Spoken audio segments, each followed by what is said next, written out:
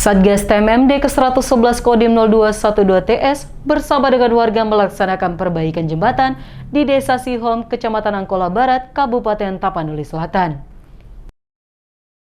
Kali ini, Satgas TMMD ke-111 Kodim 0212 TS melakukan perbaikan jembatan desa bersama warga masyarakat. Tampak begitu kompak dan antusias dalam melakukan kegiatan tersebut. Jembatan tersebut diperbaiki karena memang sudah tidak layak untuk digunakan, tidak menjamin keselamatan warga yang melintas.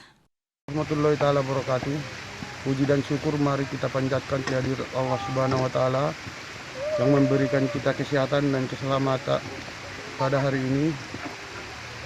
Saya sebagai Babinsa Koramil 19 Syais Kodim 0212 Tapanuli Selatan melaksanakan TMMD 111 di Desa Sihom, Dusun Tangga Batu.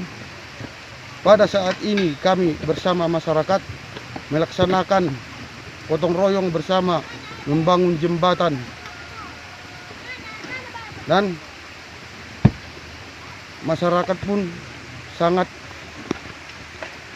berpartisipasi untuk membantu kami di sini.